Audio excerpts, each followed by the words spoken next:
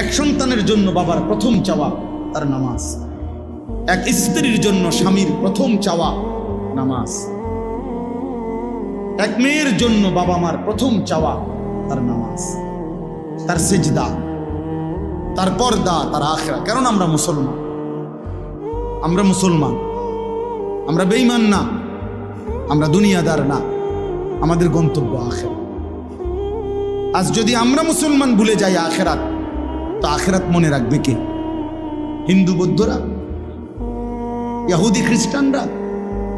ওরা তো বুঝেই না কিছু। আল্লাহ তো কোরআনে বারবার বলছে ওরা বোকা, আহম্মক, লা ইয়াকিলুন, লা ইয়াফকাহুন।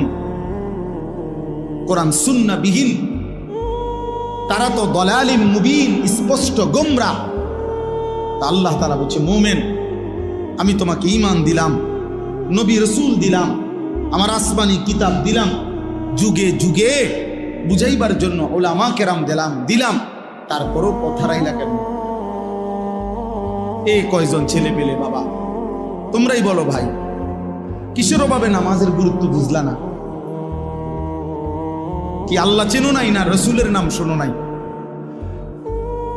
নাকি কোনো আলেমের মুখে কোনোদিন শোনো নাই, না কোরআন শরীফ কোনোদিন দেখো নাই, নাকি কোনো মসজিদ দেখো নাই জীবনে কোনোদিন, নাকি কোনো আজান শোনো নাই কোনোদিন?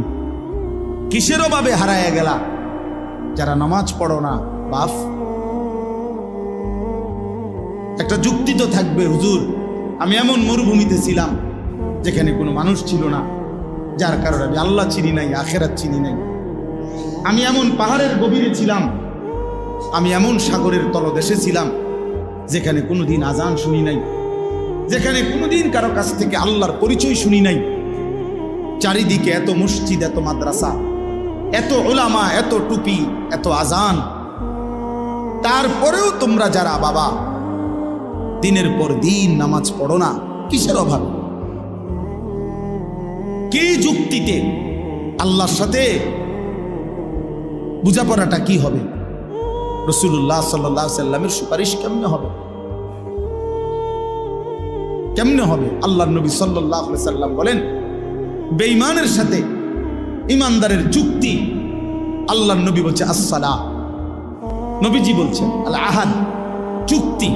মানে আল্লাহ তাআলার নবী বলছে আমরা যেন বেঈমানের সাথে এই কথার ওয়াদা করে নিছি, চুক্তি করে নিছি, তুই আল্লাহকে সেজদা দিবি না, আমি ওয়াদা দিলাম, আমি তোর সাথে চুক্তি করলাম, আমি মৃত্যু পর্যন্ত আমার আল্লাহকে সেজদা